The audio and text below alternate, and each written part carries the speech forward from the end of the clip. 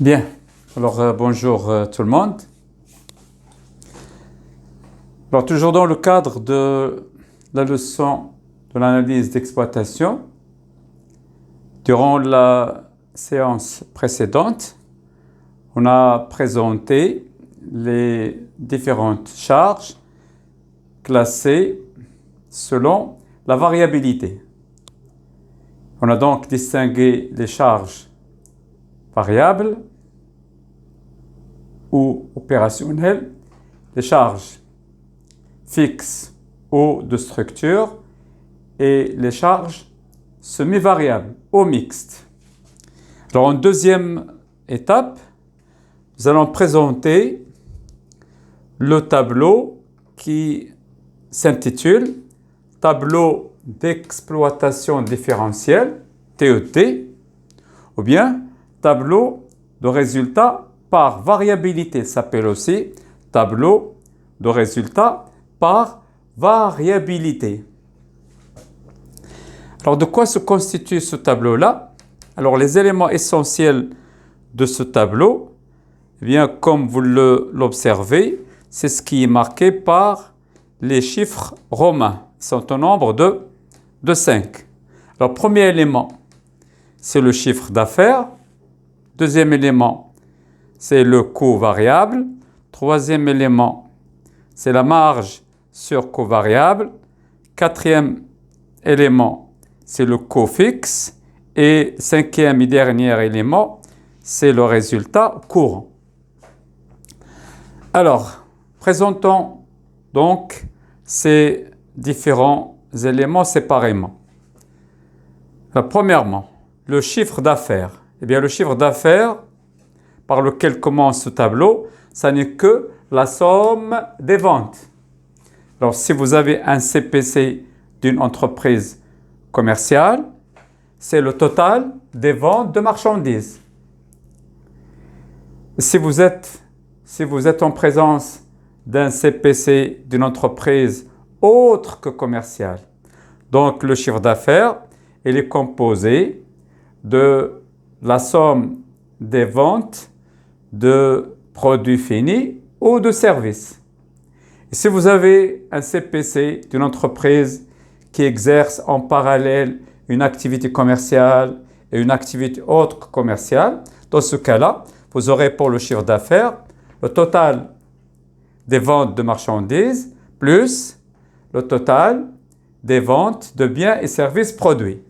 Donc, et ceci, bien entendu, c'est le chiffre d'affaires qui constitue 100% du résultat. Deuxième élément, après le chiffre d'affaires, qui est le total des ventes, deuxième élément, c'est le coût variable. Alors, de quoi est constitué le coût variable? Ça n'est que la différence entre le total des charges variables moins le total des produits variables. Je répète, le deuxième élément est appelé le coût variable et on l'obtient en appliquant quelle formule?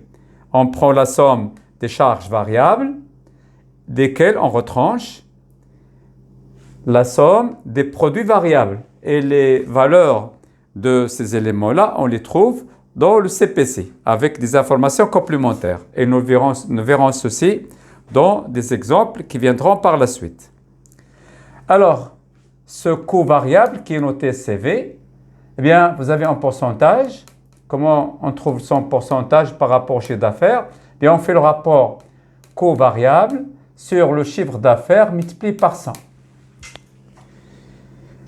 Eh bien, ensuite, troisième élément, c'est la marge sur coût variable. Marge sur coût variable.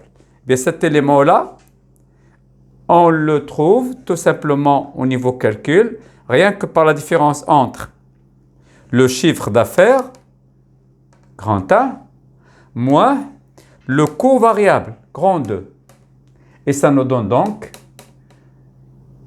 la marge sur coût variable qu'on note MCV, dont le pourcentage et la marge sur coût variable, ce montant qu'on aurait trouvé, sur le chiffre d'affaires avec lequel on a commencé, multiplié par 100. Ou bien tout simplement 100% du chiffre d'affaires moins le pourcentage du coût variable. Et on trouve ainsi le pourcentage de la marge sur coût variable. Alors, en quatrième et dernier, et avant-dernier élément, on a le coût fixe, CF. Alors, le coût fixe, pour le trouver, la formule de calcul qu'on applique, c'est on prend le total des charges fixes moins le total des produits fixes. Alors, ces éléments-là, je le répète, on les trouve sur le document CPC plus les informations complémentaires. Alors, vous remarquez que cette formule-là, elle est de la même structure que la formule du coût variable. Alors, le coût variable, c'est les charges variables moins les produits variables, alors que le coût fixe, c'est les charges fixes moins les produits fixes. Alors, on le note par CF, mais il ne comporte pas de pourcentage. Pourquoi? Parce que les 100% du chiffre d'affaires sont répartis entre le coût variable et la masse sur coût variable.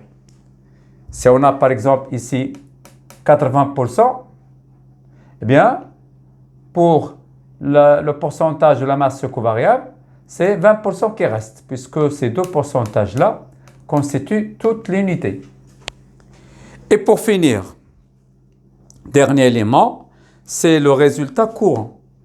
Alors, ce résultat courant, on le trouve tout simplement en faisant la soustraction entre la marge sur coût variable, celle-là, marge sur coût variable, moins le coût fixe. Autrement dit, c'est grand 3, montant du grand 3 que nous avons ici, moins le montant du grand 4 pour trouver le résultat courant. Et ce résultat courant, pour vérifier est-ce qu'il est exact ou pas, on le compare avec le résultat courant qui est indiqué sur le CPC. Donc le CPC et le TED doivent donner à la fin le même résultat courant. Et c'est le moyen de vérification de ce tableau-là ou de résultat de ce tableau avec le CPC. Donc ceci sera encore plus clair lorsque nous travaillerons un cas précis d'un CPC d'une entreprise. Eh bien, c'est ce que je vous enverrai, c'est ce qu'on verra dans l'étape suivante. Alors, je vous remercie.